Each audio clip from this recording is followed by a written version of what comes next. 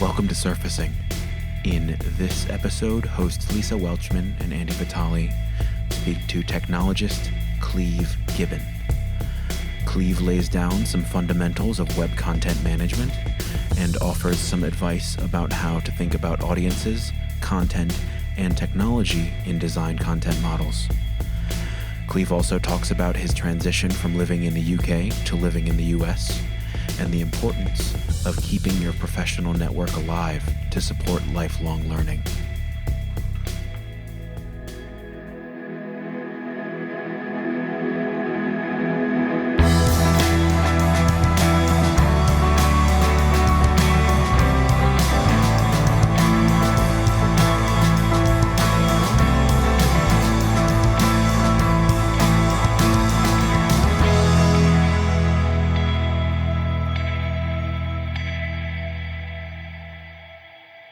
Cleve, honestly, I don't know why I thought of you.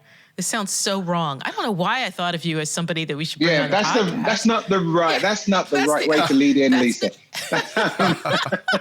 That's the way you exit. No, but I think it was that I saw you somehow you went by on LinkedIn, and it was like this big swoop of Cleve, the absolutely perfect guest. Like, why wasn't he the number one person in my head in the first place or whatever? So thank you. I appreciate it. I don't think you and Andy have ever met. Andy meet Cleve, Cleve meet Andy. Hey, thanks for coming on. Oh, no worries, Andy. You're coming through loud and clear, and I'm assuming that's the microphone. That is super. Yeah. Is that something? Is that something else? Yeah. It is. It's really something. I love it. And also just on the side, it's really good to see your face. Good to see you. Oh, Hope excellent. You're doing well. I'm doing well, and it's good to see your face as well. And it's good to say that welcome to Europe, even though I'm not a part of it anymore. Welcome to Europe. When did that happen? Well, there's two reasons. I left Europe when UK was part of Europe, and now you're going back to Europe to which the UK is no longer a part, which is disturbing. Brexit really did happen. But yeah, I've been here since October 2019. Wow, October 2019. I didn't do that. So what are you up to? Where are you? What are you doing? What kind of work are you doing? Oh, my word. I mean, last time I talked to you, my number one thing about why I really wanted to talk to you and why I've always enjoyed talking to you is you are a technologist that doesn't shy away from content. No. Right.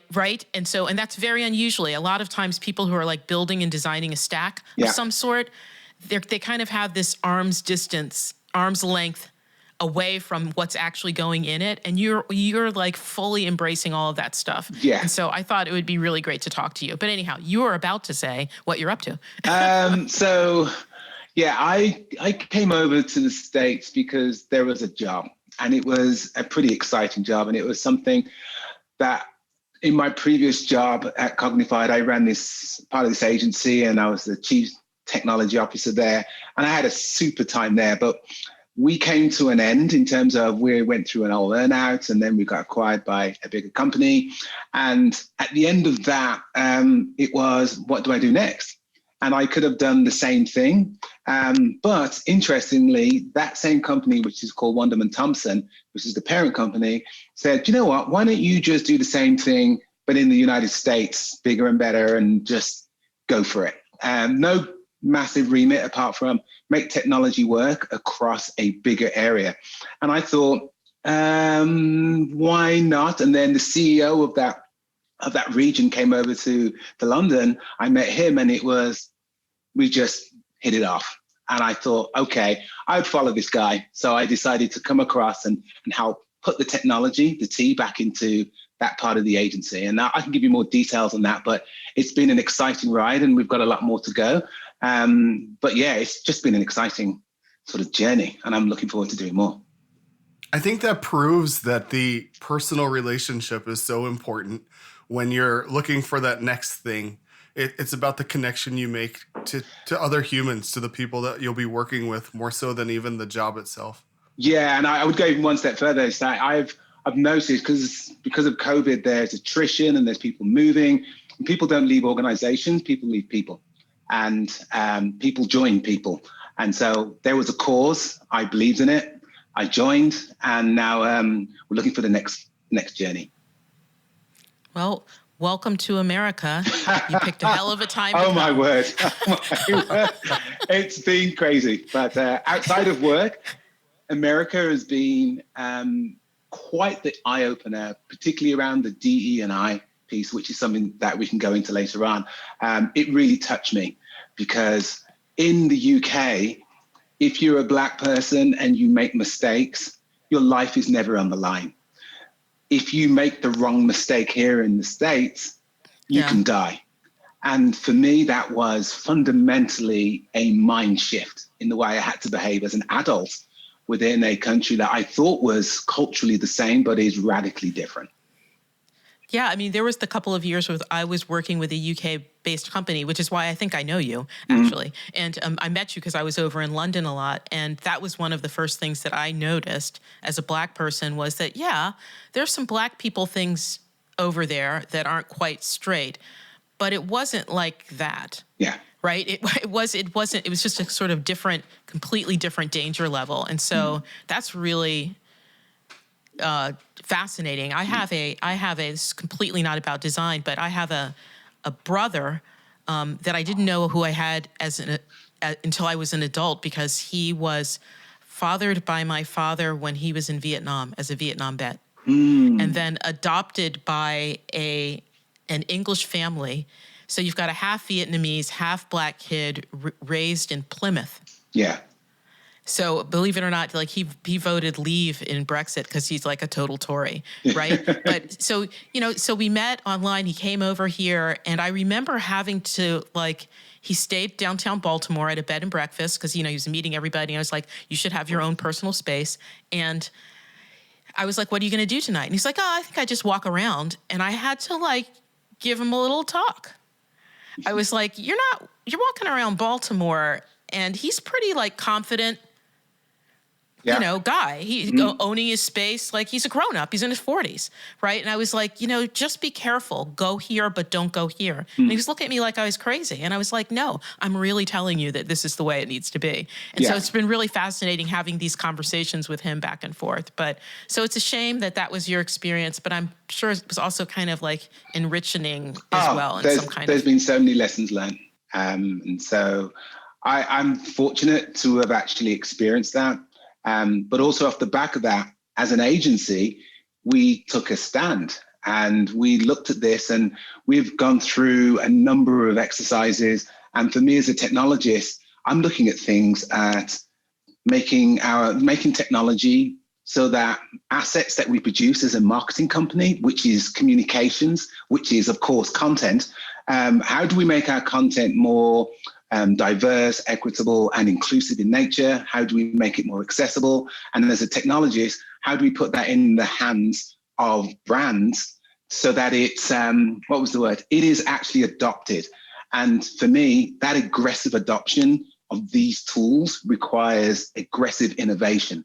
And that's where I've been focusing is how do we innovate to shorten the distance between creation and consumption of content so that it can get in the hands of those people that can do good. And that's the purposeful aspect. And what do you think are the biggest sort of barriers to getting that work done? What's slowing that down other than the innovation that needs to occur? So there's a certain level of invention that just takes time. Yes. But you and I both know that there are a lot of really great invented but unimplemented things. Correct. So, yes. For that, it's so the T, my title is technology, but the reality, the T is therapy. And so you go there and you talk to a lot of people around technology, but technology is where it ends. Everything executes in technology, but before you execute, you need to design. So execution, if you think about it, goes round clockwise, but when you design, you have to go anti-clockwise. And so in terms of innovation, it's really hard to get people to buy into the design, which is to buy into the problem to see how you can solve it. And that's my focus. When I talk about technology, I always start with adoption. I always start with enablement, and I always start with people, which ultimately means I have to understand the entire process. That's what stalls, because people have not got down on a piece of paper or visually or understand exactly the complications and the intricacies of how to do what they do today. That's where it has to start, is how do you do it? Who does it? Once you understand that, how do we enable that with technology? Technology can't start until you have that map. So Cleve, on the flip side of what you said, what are some of the barriers that you're seeing in adoption?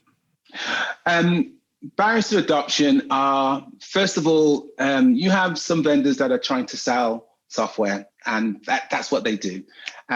So the adoption is, if you're given a product from a big vendor, I would no need to name them, there are many out there, the assumption is that tool has also the processes that you need to work as a business. By adopting the generic processes of a tool, whether it's a CMS or a CRM, that's not how the business works. But the need to actually move and accelerate because of the growth agenda means that people will just take technologies and assuming that the processes will work for them.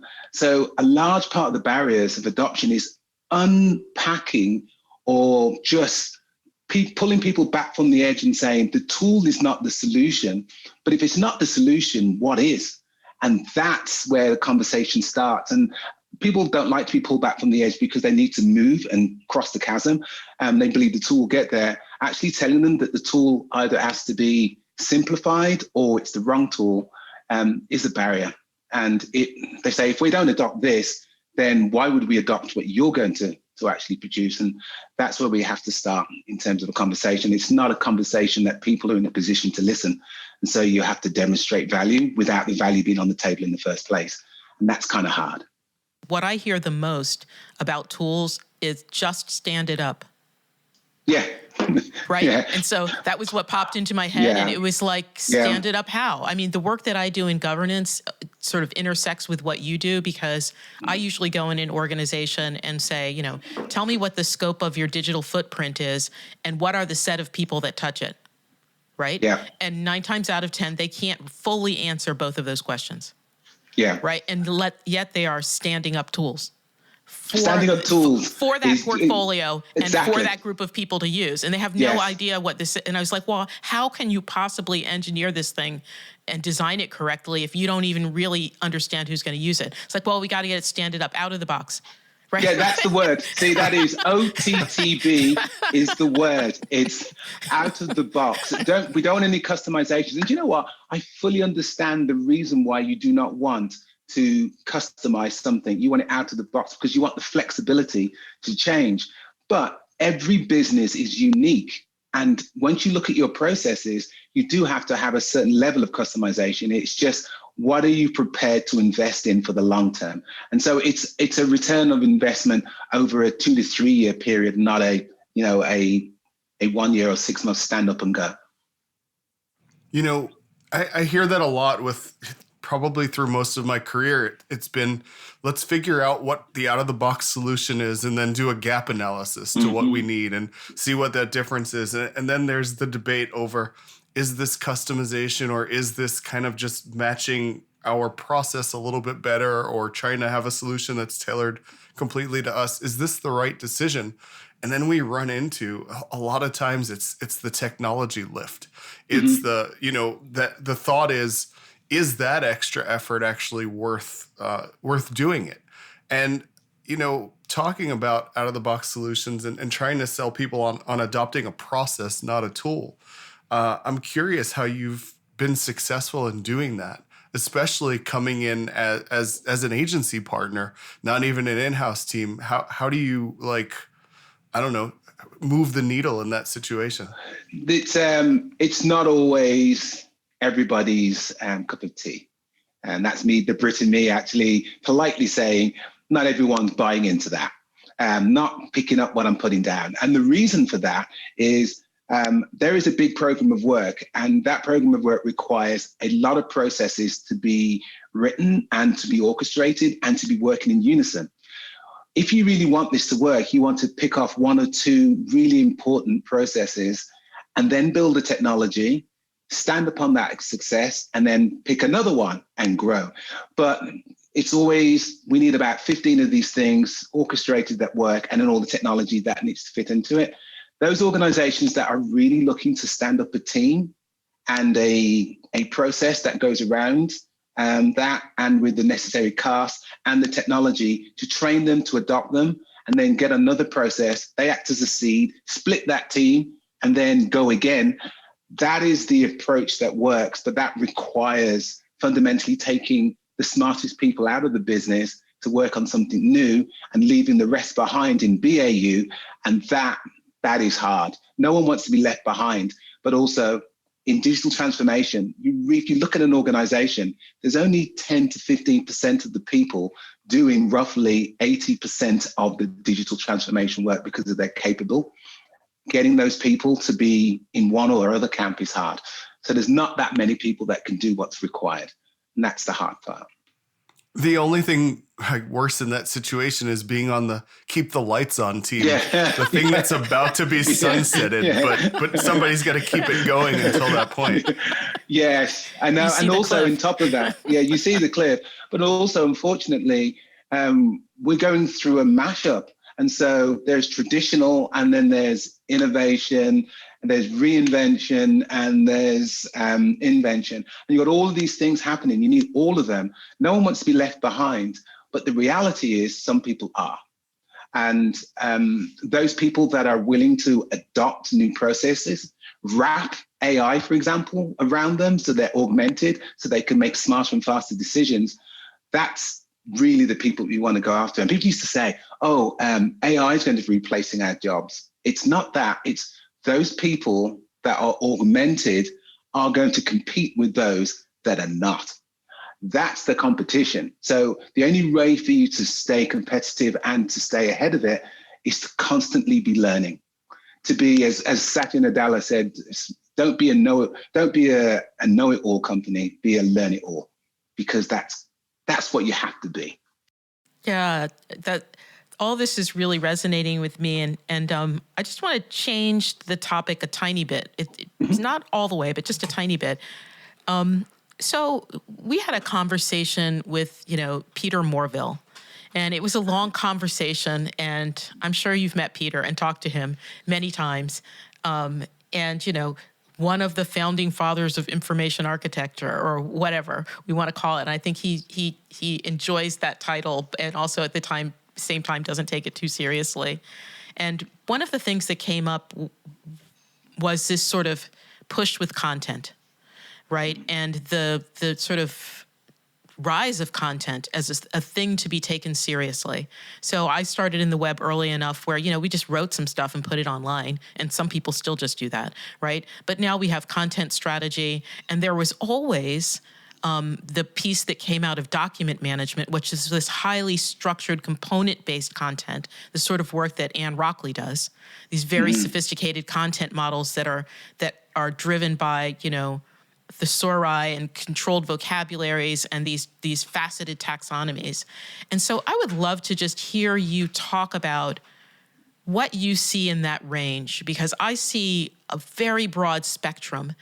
And in particular, I'm interested because I think much of the trouble that we get into with personalization and the use or misuse of personally identifiable information, or the ignorance of some who do content design in what it takes on the back end and what's going to happen on the back end in order to deliver this experience that they've designed, whether it's content or just overall UX. And I know it's a really broad question, but I'm wondering what you think the role content folks have and technologists have in making sure that these experiences have integrity, particularly ones where we're using, highly personalized experiences that are creating these data logs, right, that get used in unintentional sorts of ways, right? And so, and everybody's always really surprised. They're like, well, it almost seems like, this data came out of the exhaust pipe. Oh, look, it's interesting and has value. Let's do something else with it. And it just goes, right? And so I'm wondering where you feel like that was a kind of a rangy question, but you're nodding your head. So I'm thinking you're getting what I'm asking. Yeah. Yeah.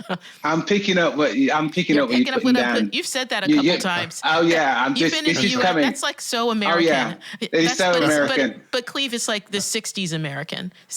I know. Oh, I enjoyed it. I had my 50th birthday birthday this year, and I'm thinking I'm going to embrace my age. So that's stuff that my 84-year-old dad says. Yeah. I'll take that. I need to meet him. He sounds like a good guy. So I would say that there is always this confusion between data and content. And I understand that there are similar challenges across both. And everyone knows the difference between a nice structured taxonomy versus something that's more flat. We get that. We know the difference between an Outlook folder structure, which I don't think anybody does, versus a nice flattened search that is a much easier way of doing things. Now, when it comes to structuring all of this, I used to always focus purely on the content side because that's the communication. And I used to look at content in a way that it has to be raw so that it's channel agnostic, which means you have to take care of which channel it goes into. There was an over-indexing on putting things through the web channel, and that used to pollute the content that used to go in. You took a step back and made it raw. Then it also has to be self-describing, which is really important so that machines can read the content you put in. That's another very important property. And the last one, it has to be modular so that it can be assembled and disassembled to go down any channel that's required. That's the C. That's really important. The T is just the plumbing. That's basically how do you do all of that and basically get it from A to B so the content flows through the pipe. Where we're going now with data is very much on the audience side of things. And so how do you structure your data so that it can be segmented from and categorized from groups down into categories and cohorts down to the individual you, which is personalized. Now, if you look at the words that I've been saying there, audience, content, technology, that's ACT for me. That is the framework by which people need to come and act. If I have an audience set that I can quickly pull together, the content that then is targeted at that audience, and then the technology that drives it there, I have a personalization framework. I know what I need to do in those three areas. It's hard, but there's different levels of maturity that you see in organizations around those three areas: the audience, the content, and the technology. And if you read it backwards, it's like, I'm going to create the technology for you to enable you to communicate in any way you need to the audiences that you require. That's what you should do when you execute. But when you design your audiences first. That's why there's been a big push for data. You get that right. And then once you know your audiences and the different types, you then organize your content and structure it in an architectural way that it can be disassembled and reassembled by machines in any channel that will hit your technology and get it everywhere it needs to do at scale. That's sort of how I think about things in a broader sense. And personalization, when I look at an organization, the different levels of maturity in those buckets means and tells me a lot about how well or how successful they will be. So who, I just want to follow on with that, because you answered half my question, and that ACT is really a good way to think about it. I hadn't thought about that in that way, or heard about that in that way. So that's really makes a lot of sense to me. But there's some intention behind that, right? There's some intention behind what we're trying to do with a particular audience. And there's some boundaries of what you're allowed to do with that information. We've been talking about US and Europe, GDPR versus wide open, like what was Amazon today, sidewalk? Like I never turn off anything. I'm totally like, go ahead, violate my privacy.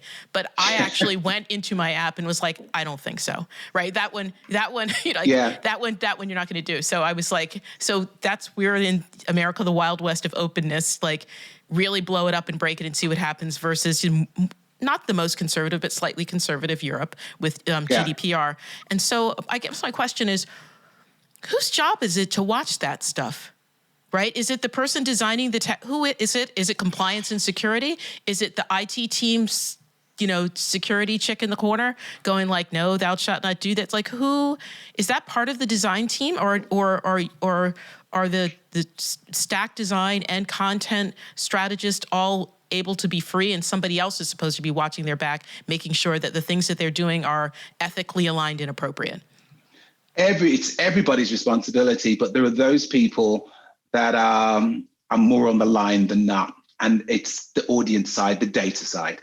you see a lot of the challenges from the data teams being understand this data, where does it originate? When does it cross borders? When it crosses borders, have I got permission to do that? They go through all of those questions. And you talk to all the marketing vendors that store data, move data, create data. There is always someone from the legal department in the conversations around data. And why is that? Because privacy is number one. And so they cannot they can't be exposed in that space, and we can't be exposed because we will have our lawyers and also the client will have their recommendations and checklists to go through as well. So it is very litigious out there, and therefore you do need to have the right regulations and the right compliance and all of those pieces and be up to speed with that, because it's also changing at I would say, horrific rate at the moment.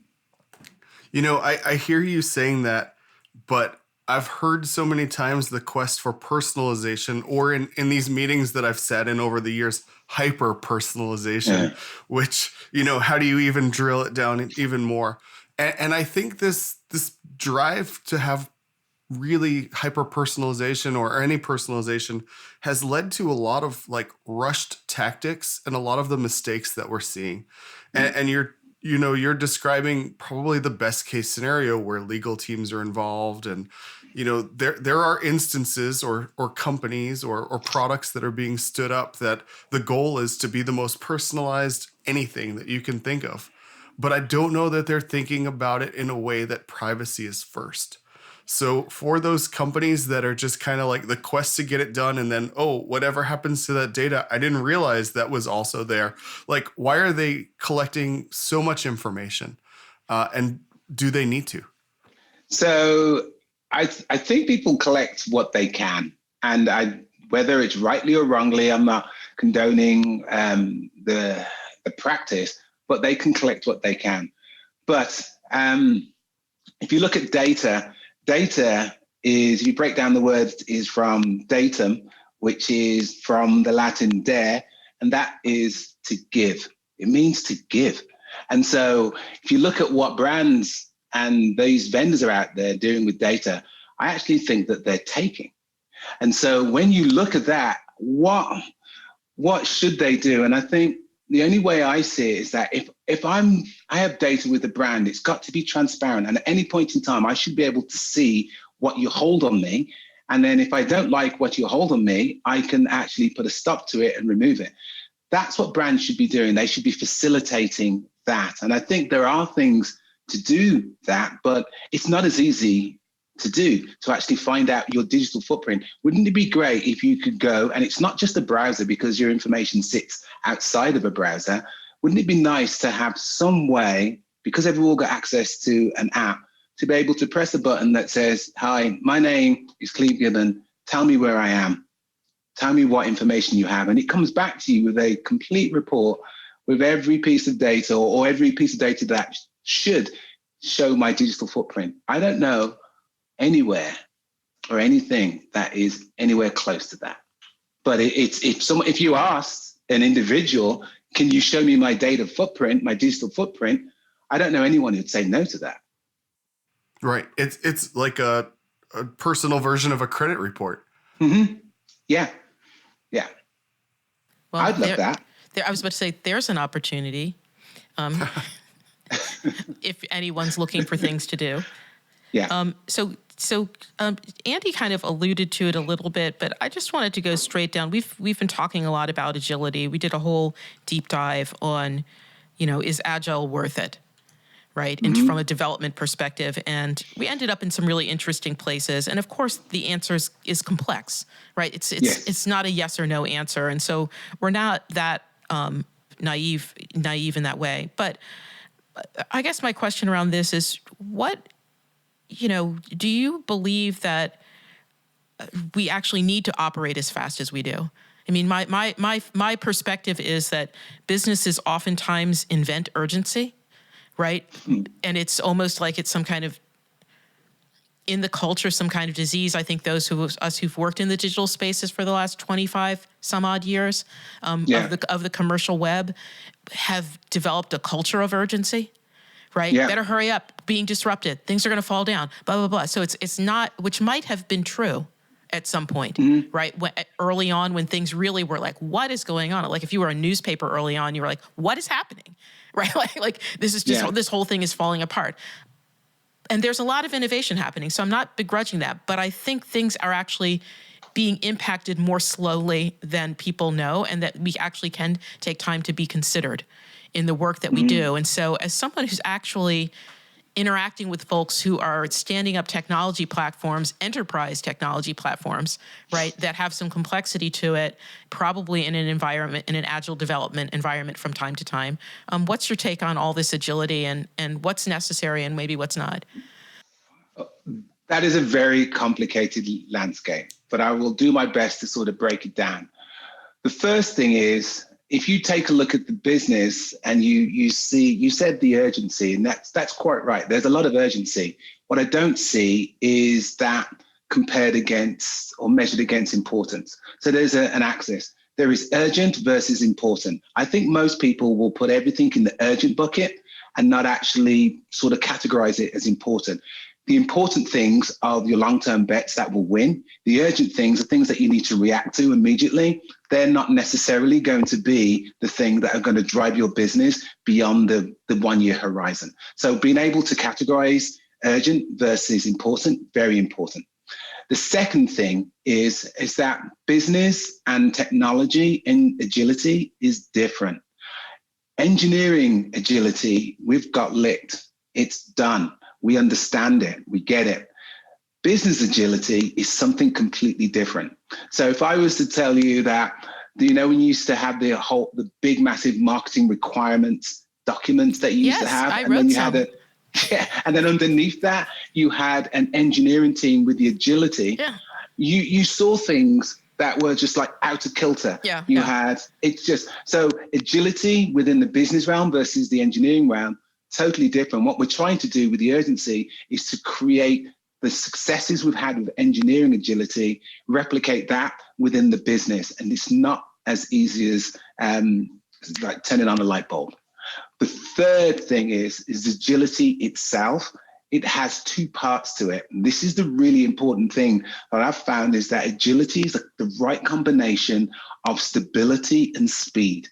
Now, what I mean by that is everyone thinks agility is about speed. The speed is useless unless it's built upon a solid, stable foundation. So when we talk about platforms, we want platforms that have the stability, that have monthly releases that you go.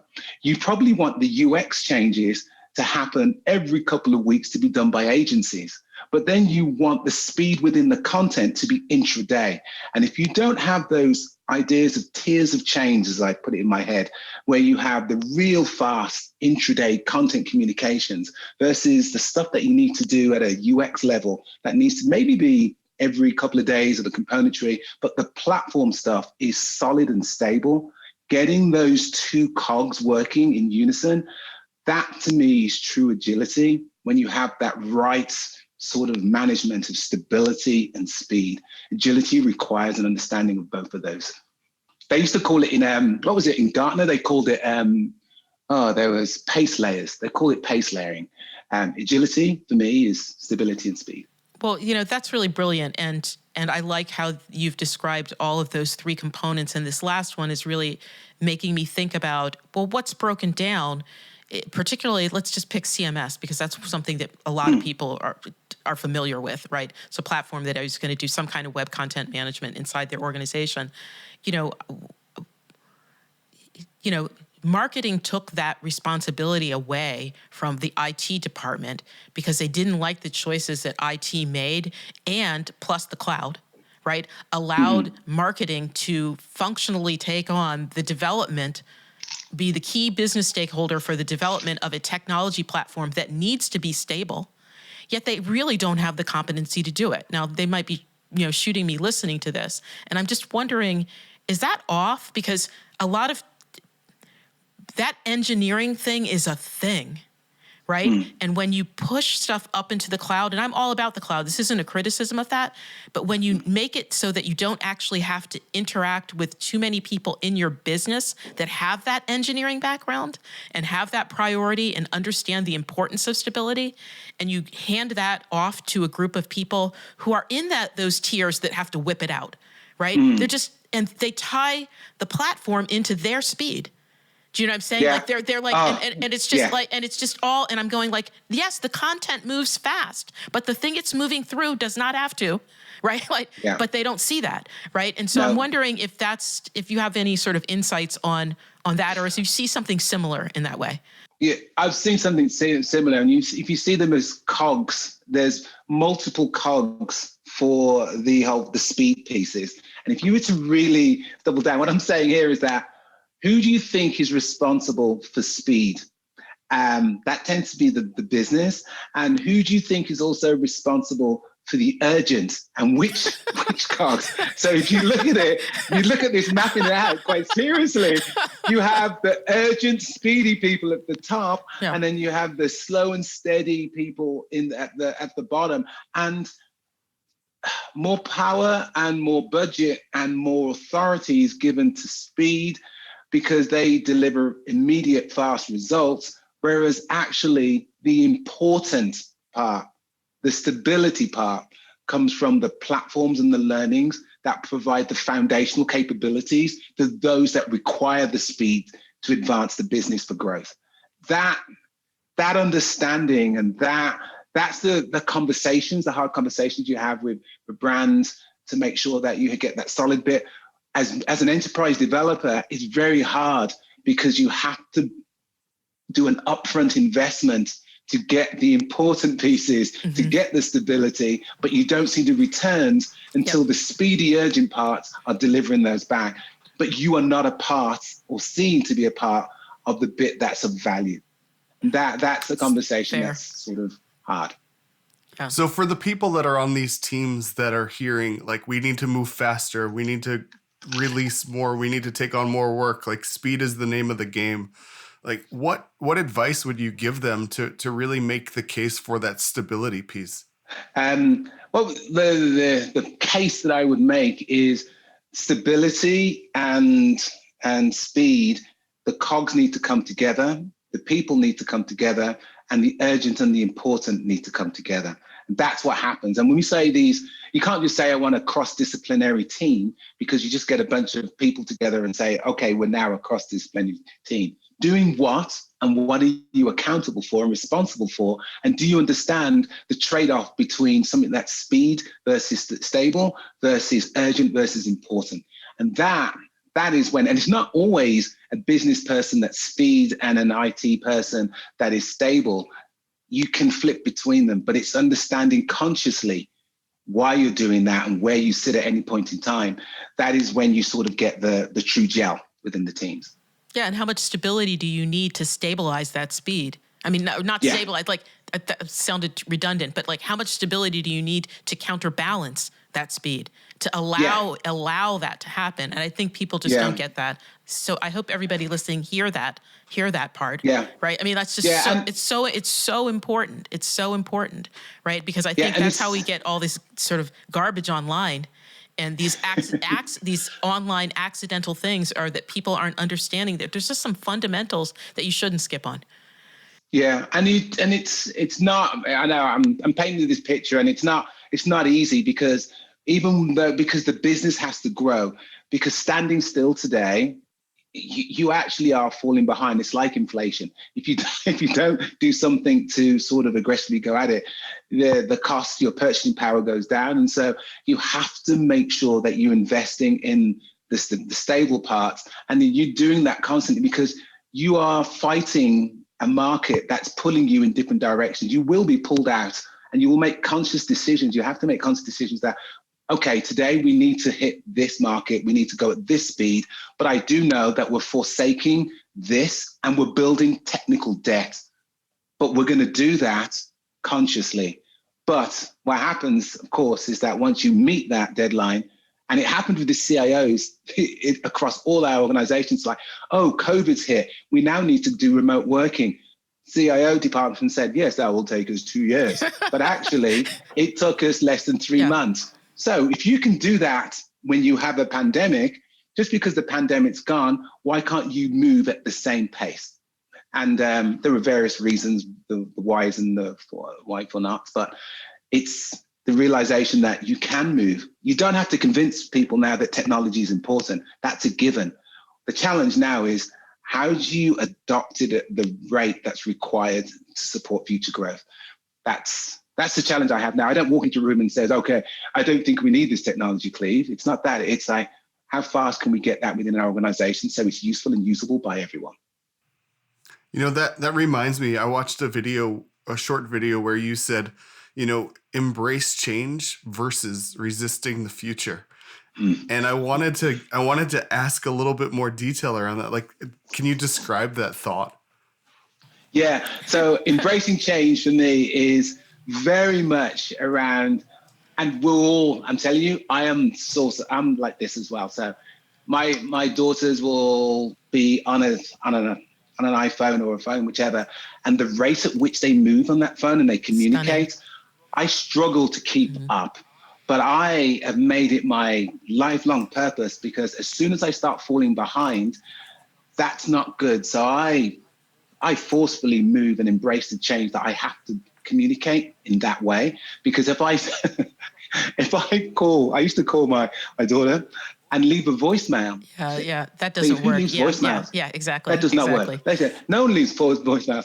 And then I used to text, and then she said, oh, Dad, you've got 3 or 4 lines. You've got sentences with punctuation marks. Who does that? Okay, right. And it's like, so the walls of text and text. So I learned how to adapt, and I constantly do that. And I apply that to the business life and embrace change. And then, what was it? Resist the future. Yeah, embrace change or resist the future. Yeah, so the future is pretty much now. And I've actually come to the thinking now is that we are already living in the future. It's just that the majority of us are not aware that we're there. And so what I mean by that is, I constantly look out for things that are happening. And I'm just surprised that I did not know that this is available. And so it's about unpacking and opening Pandora's box and seeing what's there. And you know, the exponential curve that everybody sees, it's deceptive, and it's happening underwater like a shark ready to prey. And it's disruptive right at the point where you've already missed the boat. So one of my jobs is constantly making people aware that we're in this deceptive, this is the future, but in actual fact, it's tangible, it's real, and it's accessible to you today. So that's what I mean. Don't resist, open your eyes and go to people who will teach you, tell you that you can learn from to apply what you don't know today so that you're already in tomorrow. So I don't disagree with any of that. And, see, I've learned to say and instead of but. And how much of that, but I have to admit, honestly, I hear that and it's very stressful. Right? So, I'm just... it doesn't have to be, but I hear what you're saying. No. And so there are, you know, we were just talking about stability, right? And it's a grounding force, right? And so what is it that keeps a business from floating away and losing its identity, right? If it's constantly grasping for things that it's not, like how does it maintain its core, both technologically and from a brand perspective and culturally, right? Because I think, you know, not every change or dynamic that's happening underwater is relevant to the organization, to every organization. And, you know, I would argue that's an executive's job to sort that out. Often they do, often they don't. Sometimes they're not reactive enough. But what do you think about that? I mean, because it can't be that you're just like nervously going and seeking after everything. How do you hold yourself together in that dynamic? Focus. That's another one of my favorite words is focus. If you don't have focus, then what you have is you're open to all ideas. And if you're one of these folks that can't say no or don't know whether to say no, then what happens there is that you'll constantly be spinning plates and then going for the next plate and then spinning that. It's focus, and it's not easy, but if you're able to say no and you're able to actually stick to the plan, and the plan, of course, it can adapt, because if you start at place A and you want to get to place B, but you also realize that you need to pivot and persevere, and the way you really need to get to is over at point C, planning over the plan is the most important bit. But the reason when you pivot and persevere is because you're focused and you know what you're supposed to do as a business and what you're not supposed to do. And so that's the bit for me, is even though there's a million trillion things going out there, there's probably only a few things that are core to your business, and making that decision to say no and then say yes to the things that are is the focus. Yeah, I'm thinking, it's pivoting and it's constant prioritization. Yeah. And I think that's another area that doesn't always go the way you plan. I think there are, you talked about the business being pulled in different directions, and, how does this team face so many different priorities, especially on the technology side? How do you know when to pivot and what is the right thing to prioritize when you're hearing all of that noise of all different what should be priorities coming at you? I can't answer that question, if I'm honest. I can't answer that question if it's for somebody else. If I'm in that and I'm living it, then there is something that, okay, I know I can do it for my life. I know I can do it for my business, but it's someone who knows. And then someone knows that this is what I want to do. This is where I am. This is where I need to be. This is my current path. And what's stopping me from getting there?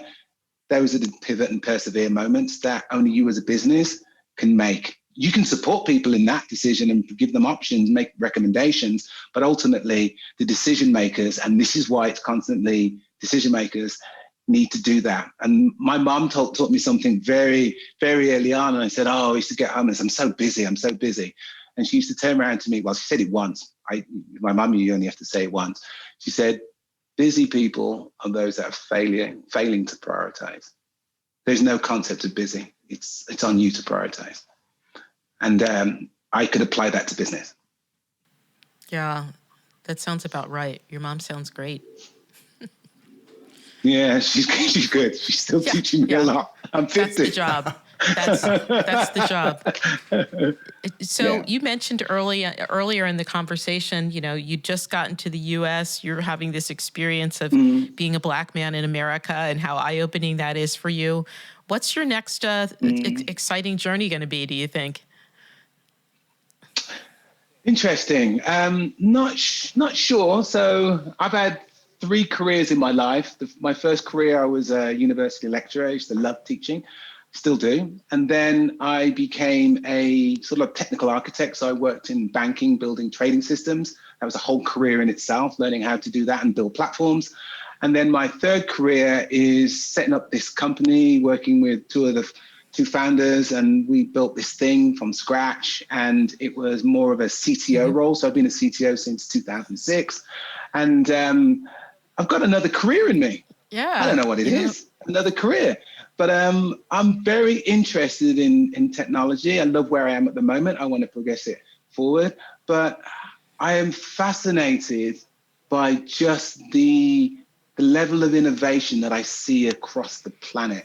Whether I'm currently Cannes Lion juror in the innovation category, and we've just gone through something like 250 different pieces of work, just seeing what's going on, whether it's from sustainability, CO2 emissions, DE&I, that is incredible, absolutely incredible. And that's when you apply it to a purpose, and it's beyond the passion, but the purpose, but understanding how people come together to solve a problem that is going to do so much good.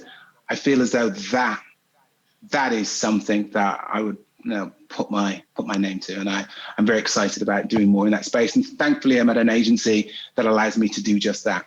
We have entries in that area, and I'm very proud of what we've done. Yeah, I mean, you alluded to, but didn't mention the sort of younger generation, or maybe that it popped into my head.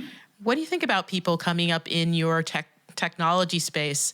What are they bringing to the table that's required, and what are areas where maybe they could use some mentoring? I mean, obviously, experience counts. I know that's a thing that probably doesn't mean anything in some circles, but I believe that experience counts. So I'm not really talking about that. I'm just talking about just, culturally, how is it different? What have they got that's good? How can we have an exchange? We've got to realize that the younger generation are, I would say, smarter and faster. They really are. They really are.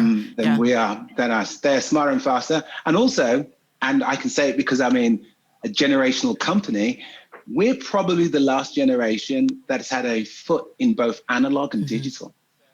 And so what we're looking at here is that when I talk to them, it's like, we went through a paradigm shift to go from one to the other, to become digital.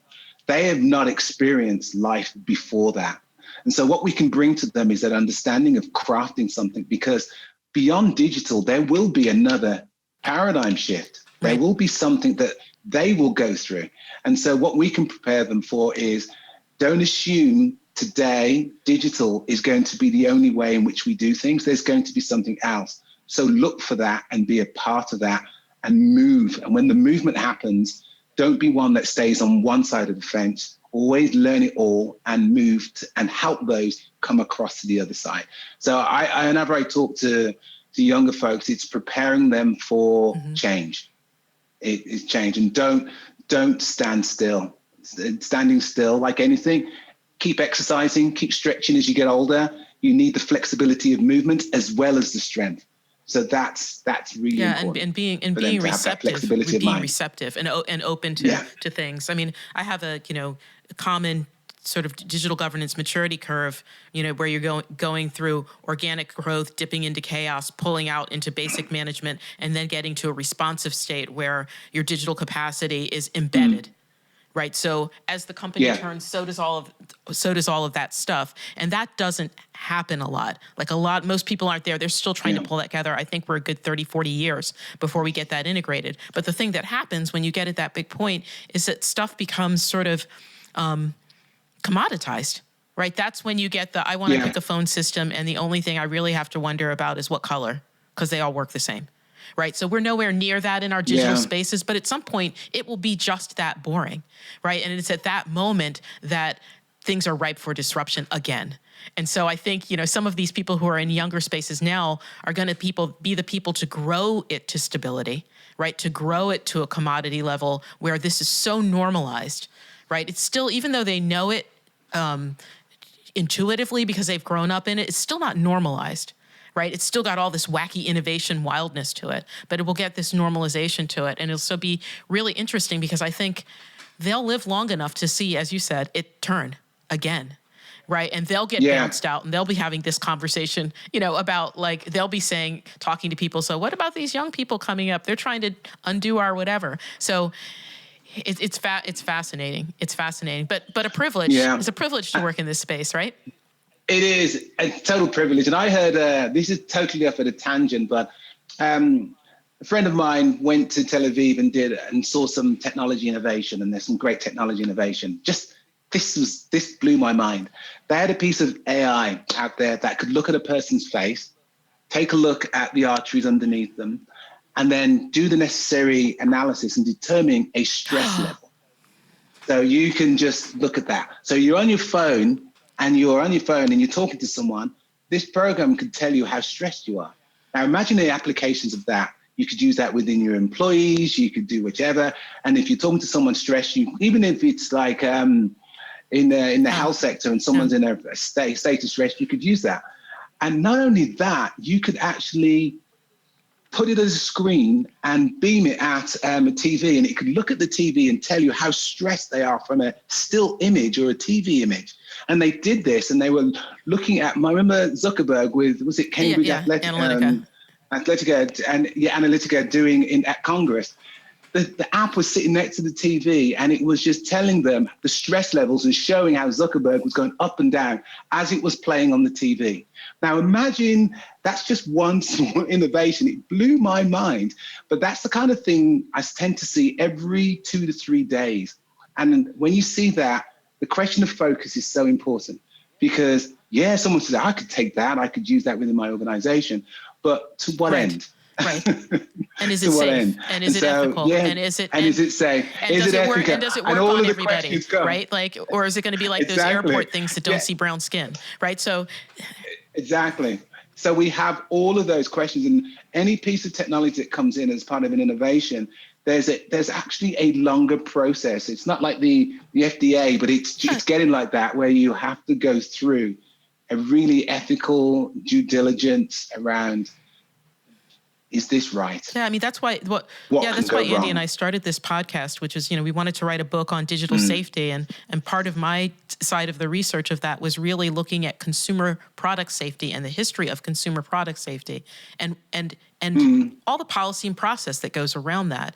And so we will get to that level of maturity with our digital spaces, whether people like it or not, and hopefully for good. And hopefully people who have the knowledge of digital technologies like yourself can participate in the creation of that policy so that it actually makes sense and doesn't end up being kind of, just nonsensical stuff. But anyhow, this has been such a fun conversation. Andy, you've got any additional questions? My mind went to where are you seeing all these innovations every couple of days? I'm sure people out there are like, how do I stay in the loop of all these things? Like, what websites or blogs or what are you doing to stay learning? Stay learning is you built up a network. So I joined. I was so lucky to be a part of the McKinsey Black Executive Leadership Program, which for me was absolutely mind-bogglingly amazing. And it's like, and people ask me, what happened in that leadership program, which the belt? What did you talk? Did you talk about Black issues and all of that stuff? Funnily enough, no. The thing is, when you go to a Black leadership program, just like if you go for an all women's program, you don't just talk about women's issues, you don't talk about Black issues. What you talk about is the important things, but you're doing it in a position of safety. So you no longer have to think about all the things when you walk into the room where you're the minority. When you're the majority, there are certain things where you can have conversations openly. And in this belt, we talked about networking, we talked about energy management, we talked about trust, we talked about storytelling. It was absolutely amazing. And in that, one of the subjects was networking.